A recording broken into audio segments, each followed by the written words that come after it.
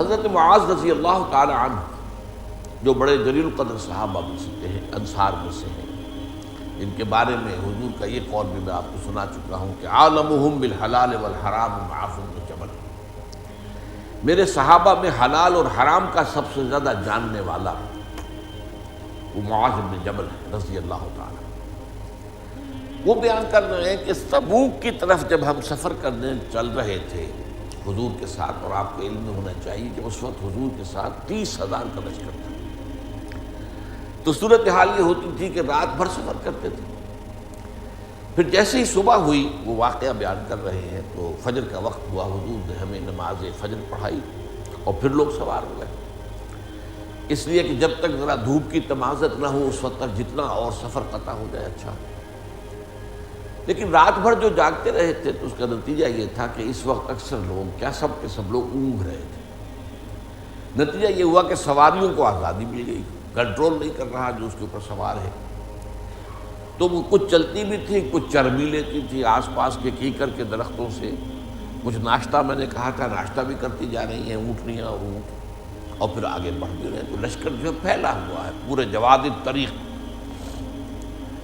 حضرت معاذ نے ایک طے کر لیا تھا کہ وہ اپنے آپ کو حضور کے ساتھ باندھے رکھیں گے، تو حضور کی اونٹنی بھی اسی طرح چل رہی تھی، رکتی بھی تھی، ادھر ادھر منہ مارتی بھی تھی اور پھر آگے چلتی بھی تھی، اور حضرت معاذ نے اپنی اونٹنی کو پورے طرح بیدار ہوشیار حالت کے اندر اسی ساتھ لگائے رکھا کہ اچانک حضرت معاذ کی اونٹنی کو ٹھوکر لگی۔ اس پر حضرت معاذ نے وہ لگام کھینچی اس کی تو اس سے بدک گئی۔ اب جب وہ بدک گئی تو قریب ہی حضور کی اونٹنی تھی، وہ بھی بدک گئی۔ اس پر حضور نے اپنے ہودج کا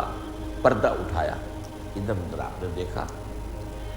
نے دیکھا معاذ کے سوا کوئی میرے قریب نہیں، باقی سب لوگ جو ہے بہت دور ادھر ادھر منتشر ہے، تتر بتر۔ تو آپ نے پکارا اے معاذ، انہوں نے کہا لبیک یا رسول اللہ، حضور میں حاضر ہوں۔ فرمایا ادنو، اور قریب آ جاؤ۔ تو اتنے قریب ہو گئے حضرت معاذ حضور کے ساتھ کہ دونوں کی سواریاں آپس میں رگڑ کھانے لگیں، دونوں اونٹنیاں یا اونٹ جو بھی ہوں۔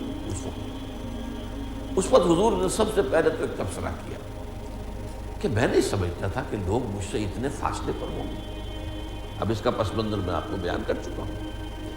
کہ ظاہر بات ہے کہ حضور کی حفاظت کا معاملہ، حضور کا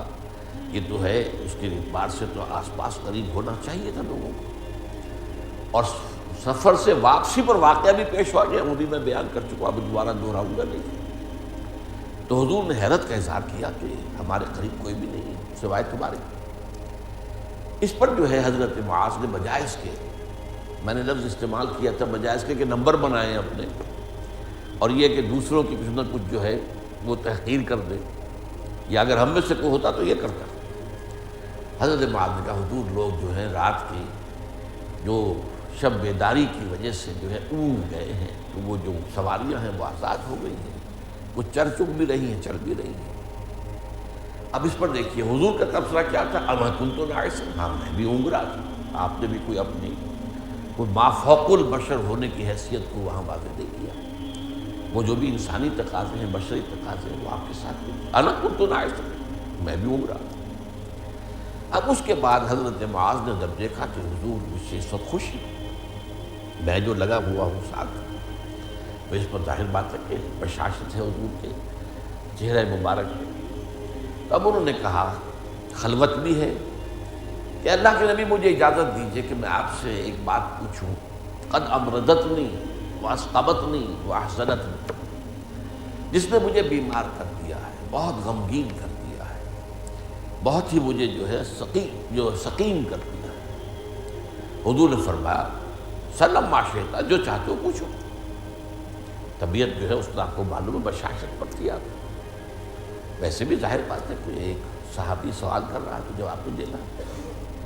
لیکن حضور کے انداز میں جو ہے وہ خاص بشاشت کا جو ہے پہلو ہے، سلام ما شئت، پوچھو جو چاہتے ہو۔ انہوں نے کہا اب یہ ہے میرے اور آپ کے لیے قابل غور، دوبارہ غور کہ حضور مجھے وہ بات بتا دیجئے، وہ عمل بتا دیجئے جو مجھے جنت میں داخل کرتا ہے، مجھے اس کے علاوہ آپ سے کچھ نہیں پوچھنا۔ یہ دھن ہے جو ہر اس بندہ مومن کے دل پر اور ذہن پر سوار ہو جانا چاہیے، اور یہ جلیل القدر صحابہ کے ذہنوں پر سوار ہے، صحابہ میں سے بھی جو فقہائے صحابہ میں سے ہیں۔ بہرحال یہ ہمارے لیے ایک درس ہے، اس کے اندر سبق ہے ہمارے، ہم اپنا جائزہ لیں۔ ہمیں آخرت کی کتنی فکر ہے؟ بس ایک عقیدہ تو ہے کہ ہاں بعث بعد الموت کو ہم مانتے ہیں، زندہ ہونے کو، مرنے کے بعد پھر کوئی حساب کتاب بھی ہوگا، پھر کوئی جزا سزا بھی ہوگی، لیکن نہ معلوم کتنے ہیلے بہانوں سے ہم تو امتی ہیں بخشے ہی جائیں گے، ہم تو کلمہ گو ہیں بخشے ہی جائیں گے، نہ معلوم کس کس اعتبارات سے ہم نے اپنے آپ کو لوریاں دے دے کر تھپک تھپک کر سلایا۔ حضور نے اس سوال پر بڑی خوشی کا اظہار کیا۔ بخن بخن، میں نے اس کا آپ کو ترجمہ کیا تھا، بہت خوب بہت خوب، تم نے بڑی بات پوچھی ہے، تم نے بڑی بات پوچھی ہے، تم نے بڑی بات پوچھی ہے، آپ نے تحسین فرمائی۔ اور یہ بہت آسان ہے اس شخص کے لیے جس کے لیے اللہ نے خیر کا فیصلہ کر دیا۔ اب یہ وہ بات ہے، یہ بھی بہت اہم نکتہ ہے، اللہ تعالیٰ خیر کا فیصلہ کرتا ہے، خیر کی توفیق بھی اس کی طرف سے ملتی ہے۔ ظاہر بات ہے اس کے لیے عمل تو انسان کرتا ہے، لیکن وہ توفیق کہاں سے آئی؟ وہ توفیق بھی اللہ دیتا ہے انسان کی قلبی کیفیات، اندرونی کیفیات، اس کو دیکھ کر کہ اس کا رجحان کیا ہے۔ بات اس کے بعد جو ہے اہم ترین حصہ اس حدیث کا آیا،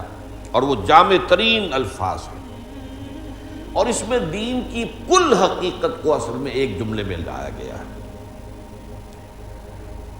تؤمنوا باللہ والیوم الآخر، تم ایمان رکھو اللہ پر اور یوم آخر پر، وتقیموا الصلاۃ وتقیموا الصلاۃ، اور نماز قائم کرو، وتعبدوا اللہ وحدہ لا شریک لہ، اور اللہ کی بندگی اور پرستش کرو اس کیفیت میں کہ لا تشرکوا بہ شیئا، کہ اس کے ساتھ کسی کو شریک نہ ٹھہراؤ، حتی تموتا، اسی حال میں رہو، حتی تموتا وانت علی ذالک، تم اسی حال میں رہو موت تک۔ بس یہ ہے، اس میں جامعیت کے ساتھ لفظ عبادت آیا، عبدیت، اطاعت کاملہ اللہ کی،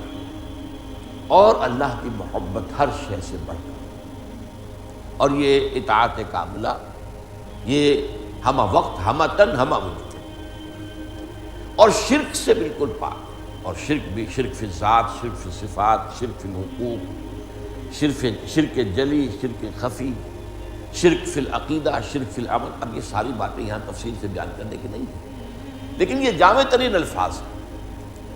ایمان، اور ایمان کے اندر جو سب سے بڑا لب لباب ہے وہ اللہ اور یوم آخر، اور عبادت رب، اور شرک سے بالکل پاک ہونا۔